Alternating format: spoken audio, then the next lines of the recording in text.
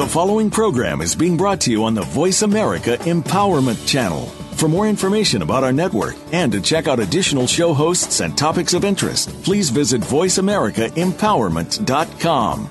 The Voice America Talk Radio Network is the worldwide leader in live Internet talk radio. Visit voiceamerica.com. The views and ideas expressed on the following program are strictly those of the host or guests and do not necessarily reflect the views and ideas held by the Voice America Talk Radio Network, its staff, and management.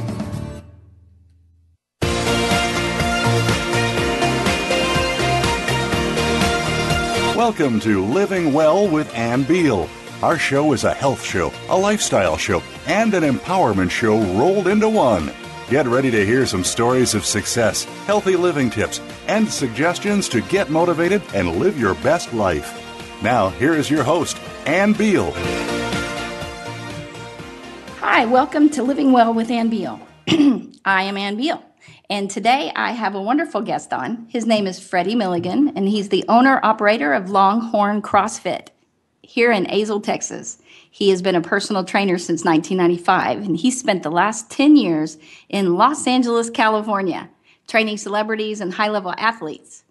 He's also run boot camps, and he's a personal trainer, teacher, and he's a speed technician and explosive movement techniques where he trains about speed and agility. And he has so many certifications and training certifications. He's a fitness specialist, and he loves helping people strive towards unlocking their potential. Welcome to the show, Freddie. Hi, how you doing? Good, good. Did I leave anything out? I don't know. You go through so many different things as, you start in the world of being a trainer. You think you're going to teach somebody how to gain muscle, or you think you're going to teach somebody how to be fast or to be lean and fit and do a show, and it leads into one thing, and you end up becoming a specialist of biomechanics, and then you become a rehab guy, and you become this and you become that, and it just kind of goes from one thing to another. So, we are where we are with just a collection of the information I've learned over the years. And how old are you? I'm 38. He's 38, but he looks like he's about 28 or 25. Mm-hmm. I won't go any younger because I don't want you to think. I get that a lot. Yeah. So are you a biomechanic? What did you say that specialist, was? Biomechanic specialist, yeah. Awesome. I went to the Cooper Institute in Dallas. That's where I got my first certification. I believe they call that a physical fitness specialist, but then I went back a couple years later and got a specialty cert in biomechanics. And that's basically just understanding how the body's supposed to move from the inside out. Instead of trying to get our body to do certain things, we studied how the body is intended to move, and then we learn how to do movements based on how the body's supposed to work anyway. So do all CrossFit owners, and do they all have that kind of background? No. The wonderful thing about CrossFit is that it's a format that perpetuates a really healthy lifestyle, a really good community, and a lot of activity, a lot of room to improve in a lot of different areas. But CrossFit is only 12 years old, give or take. So it started with a guy named Greg Glassman, and he started basically just trying to find a better way to personal train. When he created CrossFit, it was something he started trying with one or two people, and it was challenging, and it was fun, and it was exciting, and those people turned into more people, and it just kind of grew from there as an experiment, so to speak, something he believed would work. And as it grew, it developed into something where it was too big to have in one location, so they had a couple of people teach somewhere else. And so it started almost like a buddy challenge. Hey, let's do this. It'll be really hard. Hey, this will be really challenging. Hey, let's see if we can combine these two things. And as they worked on those things, they started to branch into separate garages. Well, the people who are teaching in garage number 3 or 4, they may not have the same background as Greg Glassman had. So it originally wasn't started as, hey, let's start this, world change. It started just with some people doing stuff that they thought was going to be great. And before they knew it, they grew to, 5, 6, 7 years, they grew to 7,000, 8,000 gyms. And they created a small level 1 training course to give people the basics of just how to do something for fun. But it turned into a world phenomenon. And now it's grown so fast that now the education process is catching up, teaching people how to teach it properly. It's kind of like back when PE first started, physical education started, they needed people to teach it but they didn't have people educated enough to teach it. So they threw teachers in and developed physical education.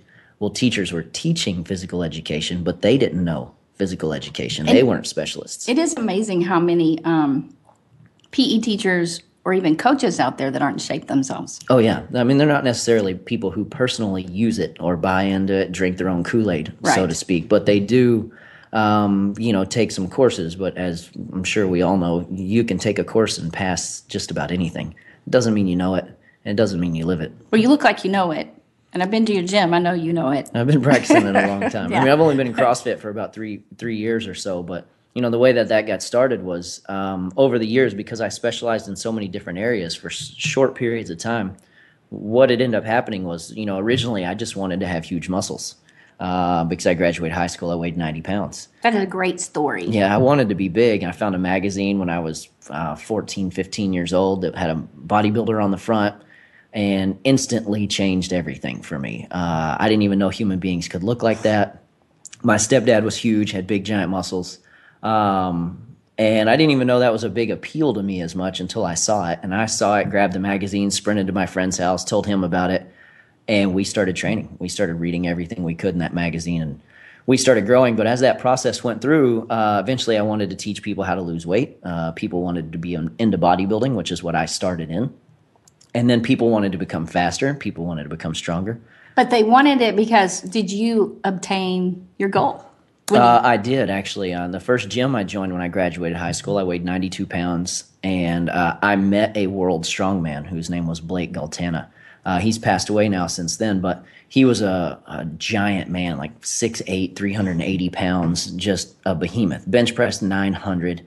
So he was the guy I met and kind of became friends with, and I'm 90 pounds, so we looked really funny when we go to eat. Picturing it. But he started teaching me about nutrition and how to gain weight because he saw me training properly and wanted me to get the proper benefits. So I gained 85 pounds over the next 3 years, and people saw that happening. And I gained 12 pounds in the first 10 days that I started eating the way he instructed me to eat. And people saw that change instantly. And so they started saying, oh, how did you do this? How did you do that? And I started inadvertently training people. I didn't feel right about charging anyone because it was simple in my brain. The body is something that just kind of comes natural to me. So when people were asking me for help, I didn't feel right charging them money because I thought, well, doesn't everyone know this? And I later on realized, no, they don't. Just like I don't know how to necessarily fix my own car. They don't know how to fix their own bodies. And so after one thing led to another, I slowly just started emphasizing on one area, and then I grew into another area. And as I moved around and went from different gym to gym and lived in different cities and different states, I started specializing in other areas. And as it all came together, I one day realized that in the bodybuilding world, there was a lot of stuff that was really successful for people. And then in the explosive movement world, people enjoyed being fast, even though they never really wanted to be fast or thought it was a possibility. And then when I got into biomechanics and I started specializing in how to correct posture and working in rehab stuff, what I found was that people who are in pain all the time were super happy when they realized that they didn't have to be in pain. And it was just a matter of correcting posture and working on the body. So as all of that stuff rolled one thing into another, I began to look back on the 10, 15 years of my training at that point and saying, I should really sit down and put together all the different pieces that work the best from all the different areas that I've worked in and specialized in. And I was just too busy, and I never made the time to sit down and do it. And when CrossFit came out, I thought it was the worst thing I'd ever seen. I saw a guy teaching it in the park. It was horrible. It was one of those people who was just teaching somebody some crazy movement because they thought it was hard, not because they were actually trying to improve someone's body. They were just trying to make them sweat a lot, right? Something really challenging. So later on, I ended up looking into CrossFit, and what I found out about Greg Glassman is that what he intended it to be was an all-encompassing community affair. And he really thought out a lot of different pieces. And what I realized was he took all of those things that I said I wanted to get the best parts of rehab work, the best parts of strength training, the best parts of speed training, the best parts of body transformation, and put those together into one training model. And he had already done it. And so the more and more I explored about CrossFit headquarters and and who Greg Glassman was, the more and more I realized that he had created all of the things that I knew worked, and he took the time to put the package together. And then I started down the road of CrossFit, and I just started studying, the things that he did and the methods and the ways he put it all together. And, 3-4 years later, here we are. How would you feel about giving the listeners a food plan as we go on? Just a basic, because they're all going, I want to know how to do that, right? Yeah. And so would you be able to just simplify it and give them, like you gave me, right? Yeah. Just a simple eating plan that would definitely improve their health and their weight and their energy easily. Yeah. Well, generally, kind of like the world of biomechanics, when you study things from the inside out, you treat the body a little different. When you're trying to manipulate the body to make it do things that you want it to do, whether they're good for it or not, you start heading down a road with increased danger. In the world of nutrition, I'm not by any means a nutrition specialist. I am not any type of, certified nutrition anything. But in the world of fitness, everybody generally comes in because they don't like the way they look or the way they feel. They either think they're fat, or they think they're skinny, or they think there's something that they don't like and they want to change that. The process of changing the way you look, the majority of the time, I'd say 90% of the time, that's nutrition. Right. With nutrition, generally, what you need to be able to consume nutrition as frequently as possible, but your body can only digest and absorb nutrition so frequently. So it's that 2 to 3 hour window is generally the fastest you can absorb nutrients. So every time that you eat, your metabolism speeds up a little bit and you get a little boost. So you're going to burn a little bit more calories. So you eating is causing you to burn more calories. So if you take what would normally be 3 large meals in a day, which is actually most people just do 2 large meals. A lot of people skip breakfast. They'll have a lunch and then they'll have a big dinner, and that's it. But if you took those meals, split those up into 5 or 6 smaller meals, you're still eating the same amount, but you're spreading it out and eating more frequently and less in each meal. Now you're getting 6 metabolic boosts throughout the day as opposed to just 2. Well, in those 2, you may not be able to absorb all of that food. It may be too much nutrition for one sitting. So you're actually wasting, 50, 80% of that nutrition. So the basic guidelines that I tell everybody on generally when we start is you want to make sure you're consuming protein every 2 to 3 hours. Women are generally 10 to 15 grams of protein is going to be a good amount. Men are going to be somewhere in that 15 to 20 grams of protein every 2 to 3 hours.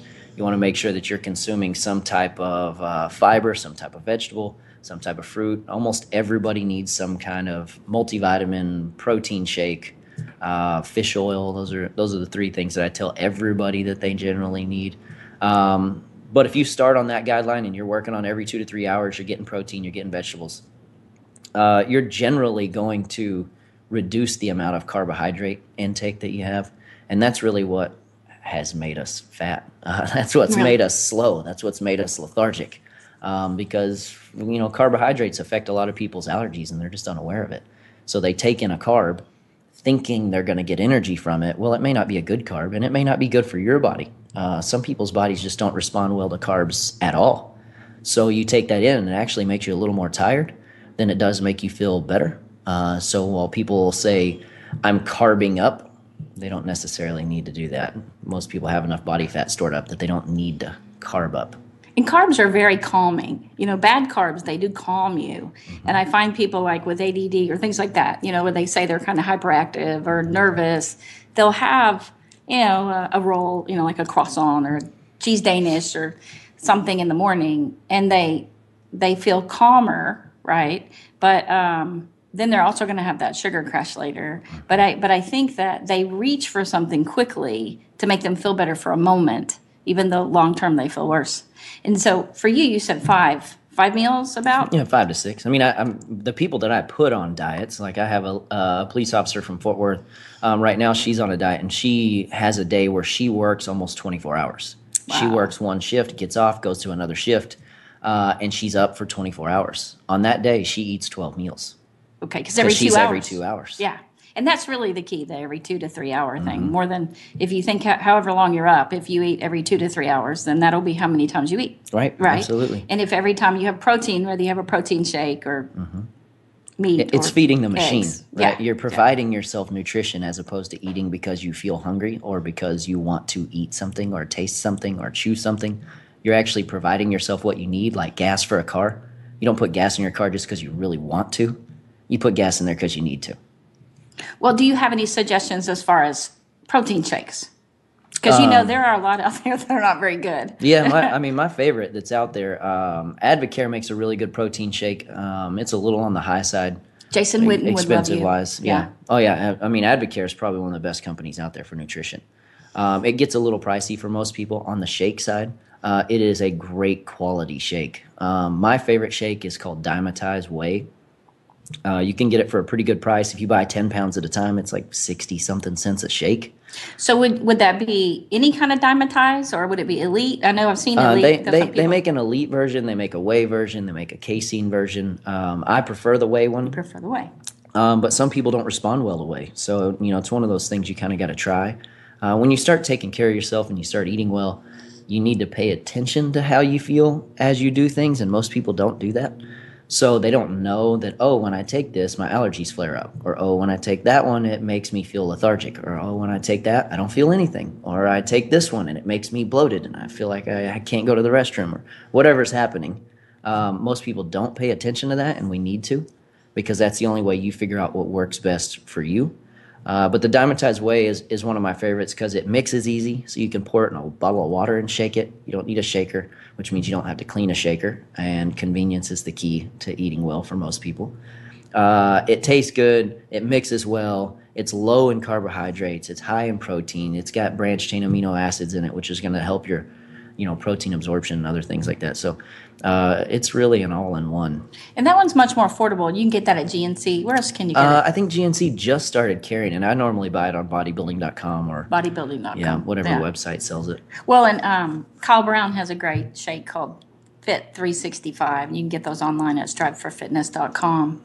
It is more pricey, and I think that Dimetize is more affordable. Mm-hmm. Kyle would say it doesn't have all the great non-GMO, right? All that kind of stuff. I mean, Kyle's all are of that incredible. stuff is organic, is true. Yes, and it's fantastic. It's just dollars for most people. Right, and when most people are unhealthy, they're not willing to spend a ton of money for something they don't understand the value of. And as they get healthier and healthier, most people will start leaning more towards the ones that are cleaner. Yeah, cleaner. And they're healthier. But in the beginning, they just need to not feel terrible. And it's a good product to get started with. And it's easy to get, and so that's the thing about the Dimetize. Yep. So those are great recommendations. Is there anything as far as fat? Because you did mention fish oil, right? Yeah. People need their oils. They need fat in some way. Is there any recommendation about that? Yeah, one of the best fats out there is, fish oil is the best, in my opinion. I believe that avocados are great. But you don't get a whole lot of avocado, per meal to absorb the amount of fat that you need. And that's really where most people get a little shocked when they get a taste of a diet that's balanced the way it's supposed to, is they get a teaspoon sliver of avocado, and they think, well, I eat a whole avocado. Well, yeah, you're eating 3 days worth of fat in one meal. Yeah. But we just don't understand portion. We don't understand the nutritional content in most things. But nuts. There's also some oils you can buy at the grocery store. Right now I buy one at Walmart that I mix with my shake, and it's just grapeseed oil. And I pour a tablespoon of that into a protein shake, so I get a little extra fat out of that. Fat helps to satiate your appetite. It also coats your stomach, keeps you from feeling a little as hungry as fast. When you eat cleaner, you get hungrier quicker. Yeah. Because the food actually gets absorbed. There's also less waste, so you go to the restroom less. So you feel less bloated. Your waist starts shrinking immediately. You're not even losing body fat yet. You're just reducing the side of your transit. Now you talked about shakes. So if we mix in, what other things could they mix in to make it taste like if they have the chocolate or vanilla? But there's things they can mix in there. Absolutely. A lot of people will have peanut butter. When people eat really clean, when you take out all the processed foods and you start eating really clean, your palate changes. It goes back to what I would call neutral. And when your palate goes back to neutral, and then I tell someone, okay, now you can have peanut butter as one of your fats, they come back to me and it's like, Brad Pitt in that movie where he's an angel. I forgot what it was called. Meet Joe Black. Yeah. He has peanut butter for the first time, and when he has peanut butter, he makes this face like, oh my God, That's incredible. What is this? Right? And that's how people respond when they've re-cleansed their palate. They eat peanut butter and they can taste the nuts. When they eat the poor, unnatural peanut butter, it tastes like wax. So organic peanut butter. Organic or natural is even a better Natural? choice, but Yeah. things that aren't roasted is going to help too. Those things are going to be cleaner choices, but peanut butter, fish oil, How much? nut oil. How much peanut butter? A teaspoon. Okay. 'Cause, Yeah. I mean, that's the tough thing. I just want to throw that in. The worst thing you can do actually is to combine a carb and a fat together in one meal. They're both energy. But your body's only going to pick one of them to burn. More than likely, it's going to pick the carb. So if you're putting carbs and fats in on the same meal, one of them is getting stored for later, which turns into fat. Right. The other one is going to be used. So, for example, one of my son's favorite foods is a peanut butter sandwich. Well, I'm putting a carb and a fat in his body at the same time. He's 5 years old, so he's going to be just fine. But as we grow up and our metabolism's not super fast, putting both of those things in your body at the same time is actually a really bad combo. That's why pizza's so bad. It's cheese and bread, right? And you're putting those two things together, and then you eat a bunch of it.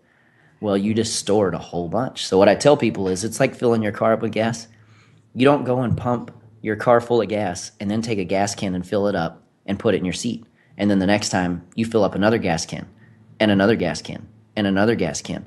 Well, now your car is loaded down with all this extra gas just because you want to fill up with gas. And that's what we do with food. We're pumping in more than we use and we're stockpiling it. And then one day we go, oh, I'm so heavy. Well, yeah, you've been pumping a lot of extra gas for a long, long time.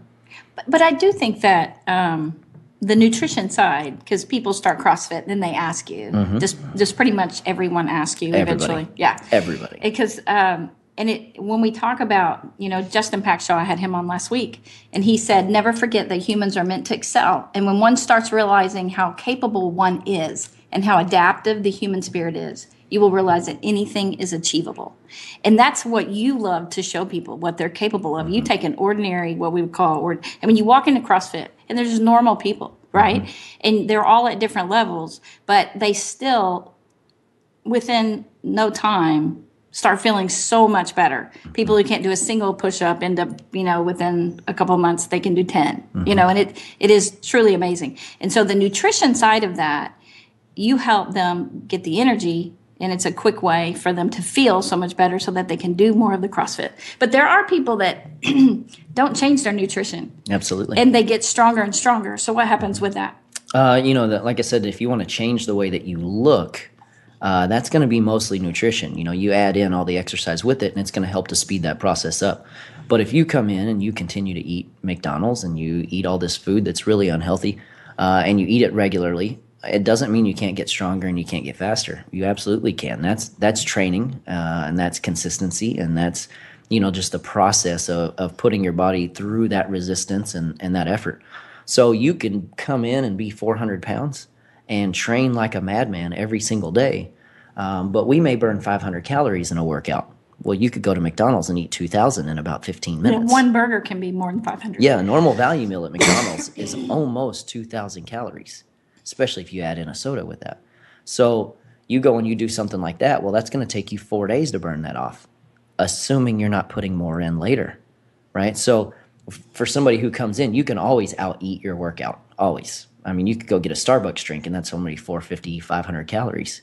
You go eat a Frappuccino or something. And as delicious as they are, and as much as we would like to think that we deserve a treat every once in a while, it's true if you're good the majority of the time, that every once in a while it's a treat. If you're doing it regularly, it's not a treat, it's your lifestyle. So what do they see with results then if they do that? They are able to do things. They are able to physically get faster, stronger, but their bodies will not change. They may change posture, but the body fat isn't going to go away. So that muscle look, which a lot of the guys want, right? They're not going to be able to see the muscle. The muscle's under fat. Right. I mean, everybody's built a little different. Some people store all of their fat in their hips. Some people store it in their arms. Some people it's very even over their whole body. That's kind of a genetic disposition, but what it really comes down to is if you want to be able to see the muscles that you are building and strengthening, you have to shed off the fat, right? And you can't tell what I look like if I put a parka on. Yeah, and I think that most people want to see the actual toned, sharp look. I mean, even if it's a woman, she wants to see, people talk about Michelle Obama's arms or, Jillian Michael, her arms. When you think of strong looking arms, well, they're strong looking, not just because of, it's not really as much because of the working out. I mean, they do get strong, but they've gotten rid of that layer of fat. Right. So you can see the shape. Yeah, of everybody the muscle. has abs. Yeah. Everybody has a six-pack. You can't see it necessarily, but everyone has one, right? I mean, technically, we all have an eight-pack, but you rarely see that because there's fat stored up on top of it. And fat is just extra nutrition that's been stockpiled, and we eat a little bit more than we use, and we've saved some, right? It's our savings account. That's how our body treats it. Fat is just a savings account where we have put in the extra, and in order to burn that off, you've got to stop putting in as much and continue to spend or spend more, right? And that's just the process of whittling down. In our bank accounts, we want that savings, but in our bodies, we don't. No, we don't want that savings in our bodies. No, it's not a good thing. We used to because, they'd have those times of, Right. No food, right? Well, that's Famine. why our body does what it does. Yeah. It protects ourselves from ourselves, right? So when you only eat 1 or 2 meals a day, your body goes for long periods of time without nutrition. And just because you're full and you're not hungry doesn't mean your body's not starving. Your body's not absorbing any more nutrition after about 2-3 hours. So once you've passed that part, you might have had some unhealthy food that's sitting in your stomach like a brick for the next 4 or 5 hours, and you don't know that your body is hungry because your stomach is full. So you've shut off that receptor. So what you're actually doing is you're stopping yourself from absorbing nutrition. Well, your body's in starvation mode. So what it sees is that you're spending nutrition, you're spending energy, you're spending calories. And as you're spending that, what it sees is that you're also not putting anything back in, and it starts to panic, right? So if you were to go and we've all done this at one point or another, you have your general lifestyle of spending money, and then at one point you spend a little too much over a week or a 2-week period, you kind of get carried away, and then you see your bank account has dropped, and you go, oh no, I need to back off. Well, that's what our body does. We're spending calories daily.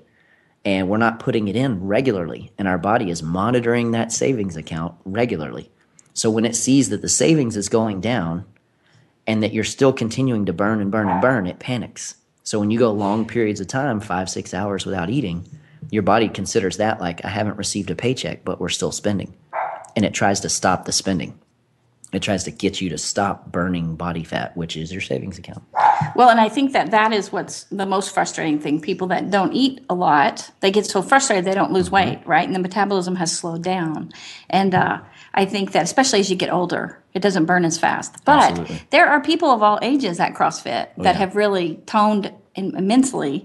And I see guys doing all those pull-ups and everything, and no matter what age they are, up on the rings or whatever. It's pretty amazing what you've accomplished there. And I think one of the greatest things is when we went, all of us, all different sizes, everybody was so motivated. Everybody just looks normal. Everybody's dressed normal. Women aren't dressed like half naked or whatever. Everybody's just in t-shirts You'll have and those shorts. from time to time, but it's not the majority. No. Yeah. And so, and everybody wants the same thing, to just get better, get stronger, and get one more push-up or one more pull-up or better handstand or whatever. And so it's just really exciting.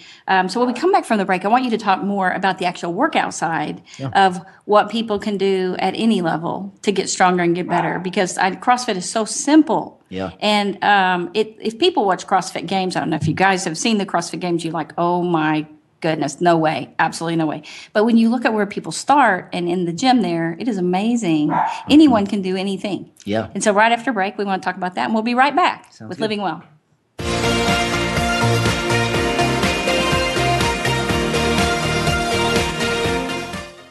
Follow us on Twitter for more great ideas at Voice America Empowerment. Life Solutions Coaching and Counseling in Fort Worth, Texas is a full-service wellness clinic providing individual, group, and family counseling, one-on-one coaching for life and wellness, and naturopathic treatments of medical massage therapy combined with essential oils to ensure you reach your health and wellness goals. Sessions are available in person or by phone. Get started on your new life today. Just call 817-232-1363 or go to LifeSolutionsCoachingandCounseling.com or email them at LifeSolutionsCC@yahoo.com.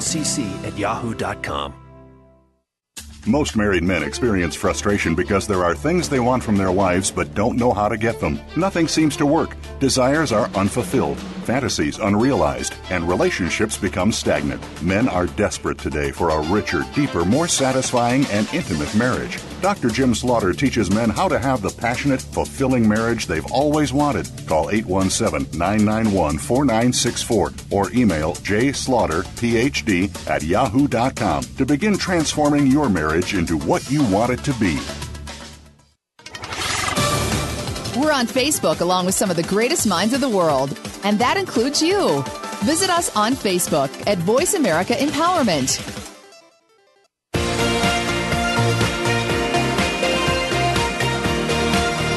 You are listening to Living Well with Ann Beal. We'd love to hear from you with comments and questions about the show. Please send us an email to ablivingwell@gmail.com. That's ablivingwell@gmail.com. Now, back to this week's show. Welcome back to Living Well. I am Ann Beal, and my guest today is Freddie Milligan, and he's a personal trainer, owner of CrossFit Gym here in Azle, Texas. It's actually a suburb of Fort Worth in the Dallas-Fort Worth area. And we were just talking about nutrition and the best way to get that layer of fat off to show your muscles. And Freddie said a very interesting, everyone has, what did you say? Everyone has a six-pack. Yeah, you just can't see it. You just can't see it because there's a layer of fat over it, right? Right. and everyone wants that toned look, right? Mm-hmm. And so that's what we shared in the last segment, how to get that. The easiest way and the quickest way to actually energize you, tone you, give you the look that you want. And then now we're going to talk about getting in shape, doing some of the physical things that you can do to make your body stronger, faster, to have it, just feel better, be healthier. And I'm always so impressed, Freddie, about the CrossFit. I was the only one really that wanted to go. And every one of my family was like, no, right? And so I got them to go and just look, and they all signed up. So it was, and these are people that, Ashley was totally against any of that horrible boot camp kind of thing. Right. And then she went. I'm most surprised about her. I was very surprised about my husband because, he just was like, why would I do that? And so I didn't say anything once we got there. He watched, he talked to you, he looked at other people, and now he's addicted. That's what he's telling me. Sorry about that. And so I'm just like, I can't even believe it. But why would you say your gym that people just get so addicted to it as far as really wanting to be there every day? There's a family dynamic about it as well. But people truly change. They truly, we see them progress and change. And when I see someone that I think is looking really good, I'll say, how long have you been here? 10 months. And I say, how much have you lost? And they'll say, 40 pounds or 80 pounds. And then Freddie gave me this diet. Freddie this, Freddie that. And I know everyone there, if they come consistently, is going to reach their goals. Right. But that doesn't happen most of the time with people. No. Well, the process of how I came to CrossFit is a big reason of what we do. The general principles of CrossFit are phenomenal. CrossFit by itself is amazing. The warm-up that we do, the extra time and attention that we take to make sure everyone understands the movements the best we can day by day. You're not going to learn how to squat snatch on day one. That's not going to happen. That's something that your body's not prepared for, and it takes time and practice and mobility and things like that.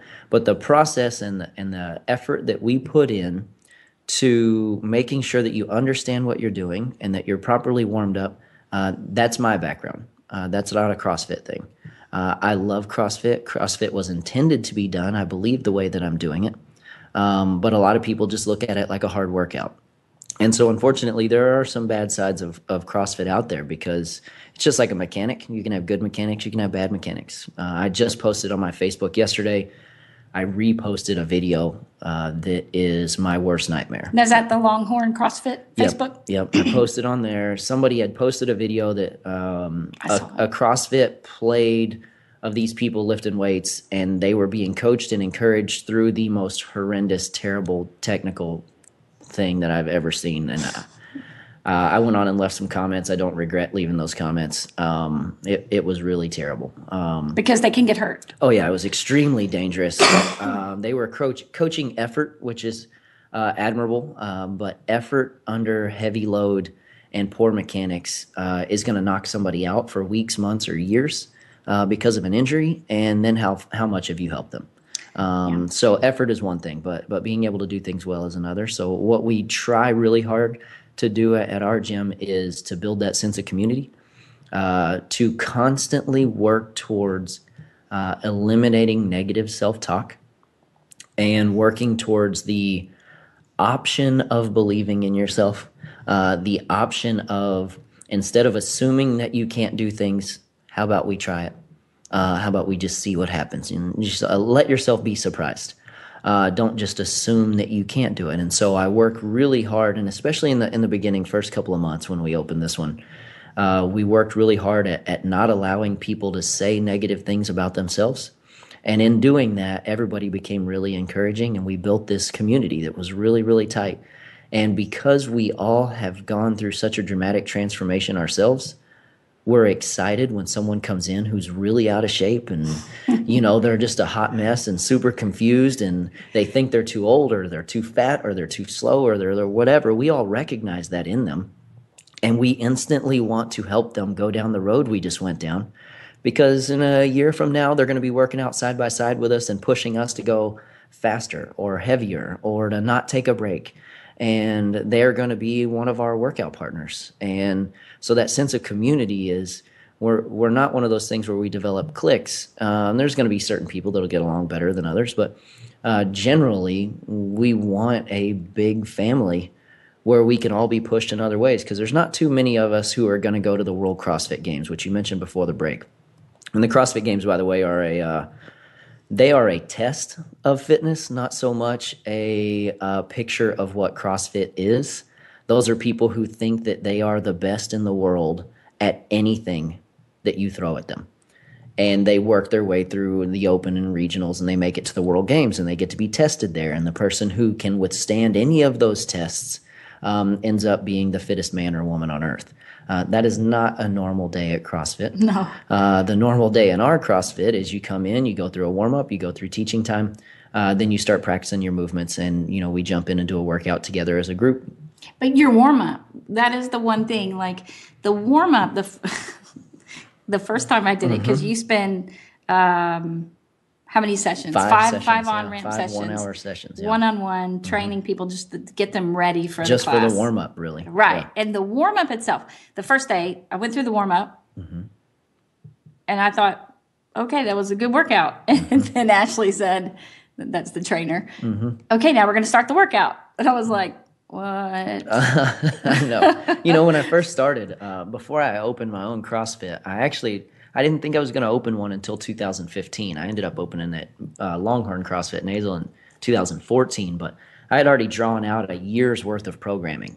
Every day I had it all planned out, and it was just a dream at the time, that I would open one. I thought it would be effective, and so I drew it all out. But then the first day I had the gym open, I had 38 people in there, spread out throughout the classes throughout the day. When I went to teach people the warm-up, I full-on thought I was going to get through the warm-up in about 10 minutes and then take them through the workout. Well, they were exhausted, and we made it through 3 movements of the 12 movements in the warm-up. And I went, okay, I'm a little too far ahead here. And so I backed off, and it ended up taking us 5 days to teach the warm-up. But that was me teaching it to every class every day just by myself. Several of those people who were there at that time are now my coaches, and they have mentored under me for the last year. But that process really showed me that I overestimated where people start. I underestimated how difficult basic body weight movements are. And so I scrapped my program and just started over. And I just went day by day, and I based tomorrow's workout off of how I saw people handling today's workout. And if I saw that it was heavy on the hips or the back or anything like that, then I would make the next day something that wasn't so, destructive or tough or whatever on the hips and back. And we would focus on something else or learn another movement. So if we talk about the warm-up a little bit, I actually believe with all my heart and soul, and so if I'm wrong, just let me know. If someone just did the warm-up every day or 3 times a week, right, 4 times a week. You can tell me how many. But if they just did that warm up, they would get stronger and feel better. For the first, 4 to 6 weeks, probably. Okay. Like the general bodybuilding principle, and this is one of those things that crosses over, and a lot of people argue with CrossFit because their bodybuilding background. The general way your body works is it'll adapt to any movement you do in 4 to 6 weeks, give or take. So, you think about it as if you were a construction worker, let's say a roofer. You're going to go start hammering nails in all day and putting shingles on a roof. Well, by the end of the day, your hand is going to be so exhausted, your forearm is going to be wore out from swinging a hammer that many times in one day. But how do you explain that people do that day in, day out for years and years and years? They get used to it. Their body adapts, and our body's really good at adapting. It's good at adapting to activity and inactivity. Our body becomes very efficient at doing nothing. It also becomes very efficient at doing anything. So that's why you can have a construction worker that doesn't have giant Popeye forearms, and he also can still have a giant fat belly. Right. Right? How do you do physical labor all day long and still be overweight, especially in Texas when it's 110 degrees outside? Yeah. Right? So the warm-up is something that's great, and I wanted everybody to have, and I've been teaching a warm-up like that for 10, 15 years now. And you don't find that at most CrossFit gyms? Some of them do. The gym that I started at did one that was very similar to mine, but a lot of CrossFits and a lot of gyms in general, the warm-up will be go and do these exercises, and they'll create like a mini WOD, mini workout of the day, and they'll have them do, kettlebell swings and run, and, and that will be their warm-up. Their warm-up is literally meant to warm your body up, as opposed to mine is more to prepare your body for movement. And protect it. Right. So to open up joints, break up scar tissue, increase flexibility, range of motion, so that when you jump into a workout, your body is already prepped to move in the way that you're going to need it to move. Well, and just the jump roping in the warm-up, right? The jump roping, 100 jump rope. I had hurt my ankle almost a year before. And so I was a little timid about the jump roping, right? And it was fine. And one of the things that you guys do, if I have anything like my ankle or somebody says their back, you guys work with them to keep it safe and to get it better. Well, and that's a common misconception, is that most people think that they're the only ones who are hurt. Everybody's hurt. Everybody. It's not CrossFit that hurts people. It's not yoga that hurts people. It's life. Right? It's honestly, it's being sedentary. It's sitting around and not being active. And then all of a sudden you fall and your body's not ready to catch itself and you strain an ankle or a hip or a back or whatever. But everyone who comes in has some type of ache and pain. Yeah. The best athletes on the planet, if we watch play football on Sundays, we watch in the Olympics, they all have aches, pains, stiff muscles, strained joints. They all have something wrong with them. And we assume that they don't, and that's why they're able to do what they do.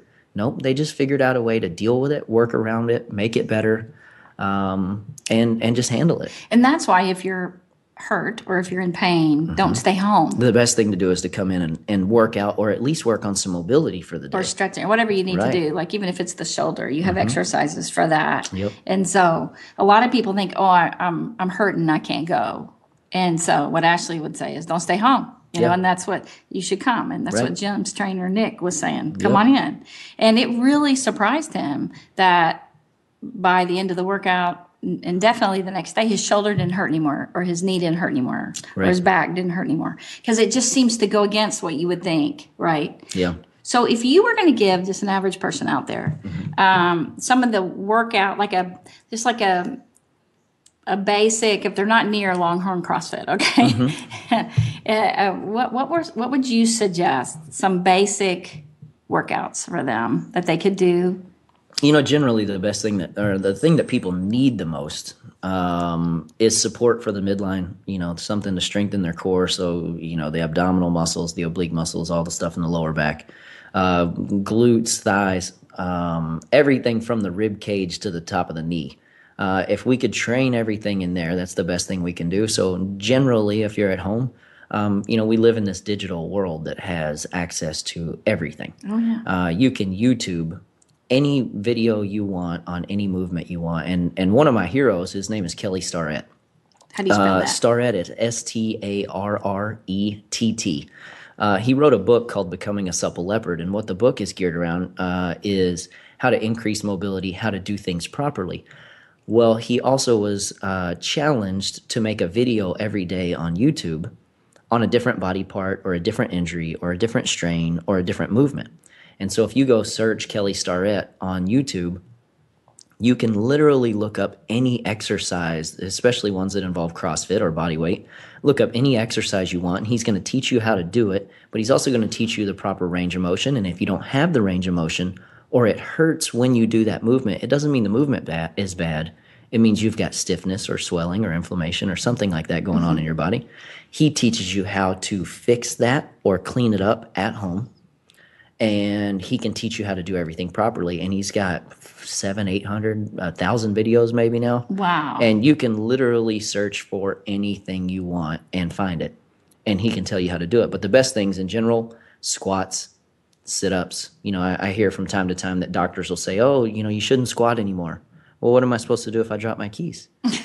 What am I supposed to do if I have to sit on the toilet? Because if you don't ever do that, then when you finally have to, you can hurt yourself. Absolutely. It is amazing. People will say just bending over or reaching across to, you know, pull a leaf off a tree or something. They'll pull a muscle, right? I used to train a lady who was a ballet dancer on Broadway. She also ran in the Olympics for Brazil back in the day, and she was a phenomenal athlete, could jump over my head, do the splits while doing a 360. I trained her how to be a trainer. And one day I said, hey, grab that jump rope. We're going to go on the back. I'm going to teach you some boxing skills. She went to pick up the jump rope, strained her back picking up a jump rope. Now, this lady could do a double backflip. She could do anything. And she was one of the fastest females I've ever seen in my life. And she strained her back picking up a jump rope.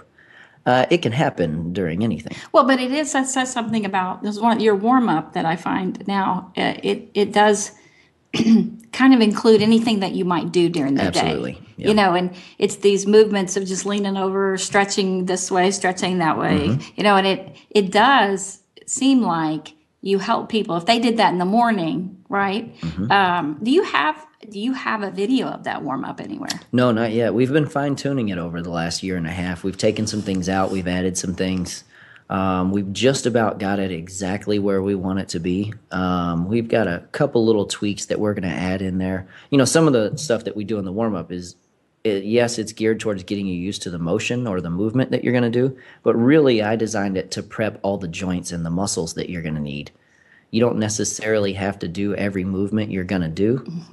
You just have to be able to work the muscles that are going to be needed for that movement. You know, like the book that Kelly Starrett wrote was called Becoming a Supple Leopard, and the concept behind it was, can you wake up and run at full sprint? For most people, the answer is no. No, but a leopard can, right? And that's it came up as a joke one day, and he just titled his book that. But the idea is, can you work on mobility? Can you keep yourself flexible enough? Can you keep yourself healthy enough that at some point, if your house caught on fire, you could get out without pulling a hamstring? You know, could you do that? And that's really the concept behind what Kelly Starrett does and what CrossFit is all about, is being prepared for the unknown and the unknowable at any time. And if you warm yourself up properly, you should be able to do just about anything that you want to do within, you know, common sense. You should be able to do anything you want to do and not really risk injury.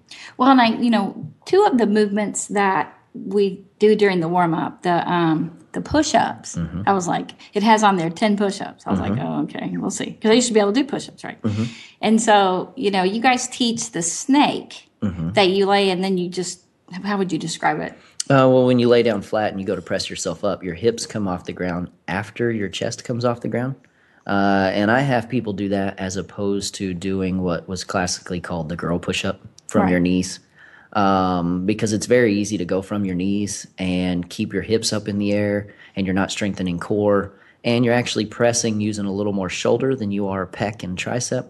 And if you snake, it's going to force you to use a little bit more pec and tricep, and those are the safer muscles to use around the shoulder. Now, a snake kind of looks like somebody who can't do a push-up, and so it's like a worm, yeah. Yeah, like a worm, right? And so, well, I tried, and you have us go all the way down to the ground, barely, you know, just then push up, right? And I couldn't do that at all. And so I started snaking up, right?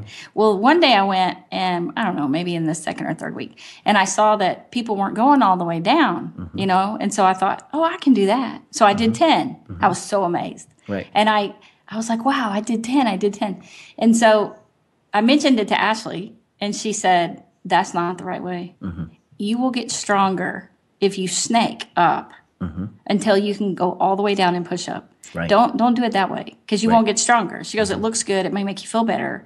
But if you really want to get stronger, do the snake. And I went, oh, okay. Well, range of motion is a big thing. And, we get these mental blocks. Like you think about a world bench press record. Some guy who bench presses 1,000 pounds, he didn't learn to do that just by doing regular bench presses. He does bench where he goes halfway down and presses up, and he does a lot of reps at that at high weight. Then he does reps where he goes all the way down and only presses halfway up and then back down. You have what we call stick points, points where you get stuck. So if you get used to doing a half push-up, you're creating a stick point. And that also has a little mental disadvantage to where when you go past that stick point, you feel like you're going to collapse and fall. But if you practice going all the way down and all the way up, one day you will be doing a push-up without realizing that you're not snaking anymore because you don't have to. Because most people don't go all the way down when they're doing a push-up. They don't go all the way down. Yeah. And so it's pretty incredible that it works that way. And then on the sit-ups, you curl all the way down. So you're not just using your, what would you call that? Hip flexors. Hip flexors, right? Yeah. And that's actually what we're trying to eliminate you from using is hip flexors. Right. So you roll down and you roll up and you just do as many as you can. You just have people start wherever they're at. And then jump rope, you just do as many as you can. Yeah, jump rope's a coordination thing. It's a skill for sure, but it's one of those things that a lot of people assume, I haven't jump roped in 30 years. I can't jump rope, or I've never tried it. Right. Well, get in there and wing it and go for it. You're not going to really hurt yourself jumping, 2 inches off the ground. And the same thing applies when someone goes to do a sit-up. A lot of times we just have mental barriers, like I was talking about earlier, where we assume that we can't do certain things. I have one of my favorite people at the gym. When she first started, she was there for a couple months, and I kept noticing that she was doing a crunch instead of a sit-up. And as she was doing this crunch, one day I told her, I said, hey, you're capable of doing a sit-up, so I'm not going to let you do crunches anymore. And she said, well, I can't do a crunch. And I said, if your kid was sitting right in front of you and was about to fall into a fire, you would sit up. You wouldn't crunch and just go, he's going to burn. No, you'd sit up and you'd grab that kid. And I said, so sit up. And she sat up, and she's been doing sit-ups ever since. But in her mind, she thought, well, this is as far as I can go. She created a range of motion mentally that wasn't there physically. It didn't mean it wasn't hard. It was hard. She had to work for it, but it's achievable. It is amazing that anyone can do this. It is. What has been your oldest person in CrossFit? I had an 85-year-old for a couple of months, and then she moved to New Zealand. Right now we have 6 to 10 people who are in their 60s right now, and they're 5 days a week. Some of them are 5 days a week. Yeah. It is amazing, and they're all different shapes. They're all in every type of body you can imagine. Yeah, and as out of shape as they can be to really, they've been coming a while and they're looking really good. We got guys who just graduated from Texas A&M who played football, and then we got people who are 400 pounds. Well, and part of it is just starting where you are, and I think that's what was so attractive to my family. That you're not doing it as a class. I mean, you have the workout written down on the board, and you took the 5 sessions with them to teach them the workout. So then they come in and they just get their own section of the mat, a mat on their own there, and they do it themselves, whatever they can do. You may be in a class, but it's your workout. Right. Well, the warm-up is before class, right on your own. Right. So I thought that was really cool. And so you do what you can through the warm-up, and then you come over when you're ready. And then, again, when you're teaching, you say at your level, what do you call it? When you tell you prescribed. Prescribed means as well as you can do it. But your main thing is the form. Right. You don't care how many. You care about it being done right. Right. Well, if you can't do it right, there's no point in doing a bunch of them.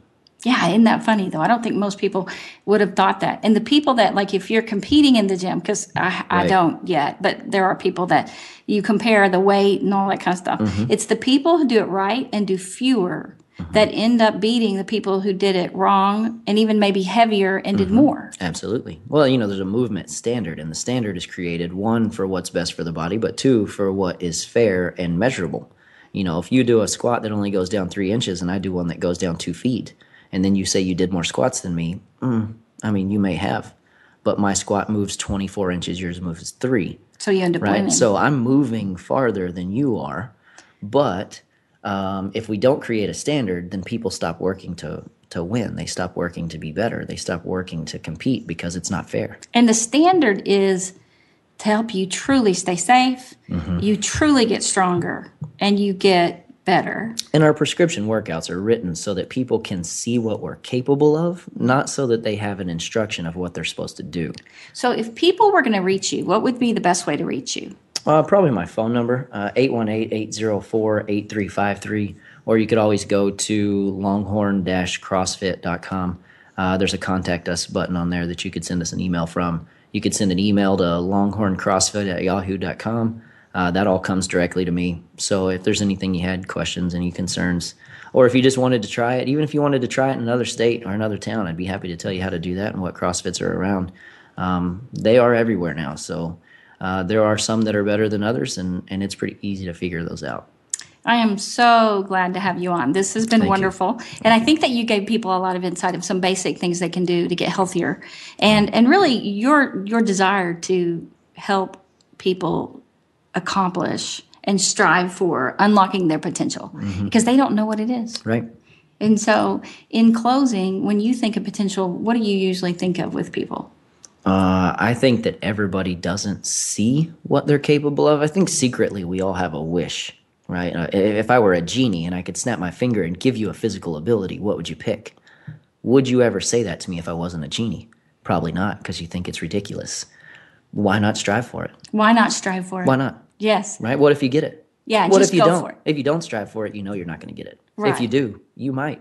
So we'll leave you with that. So you guys just step out, start, and just try. Start it to reach your goal and your dream. And thank you for being on Living Well with Ann Bill. Thank you, Freddie. Thank you. And thank you guys for listening. Tune in next week, and we'll have Chad Henning with the Cowboys. Take care. Have a great week.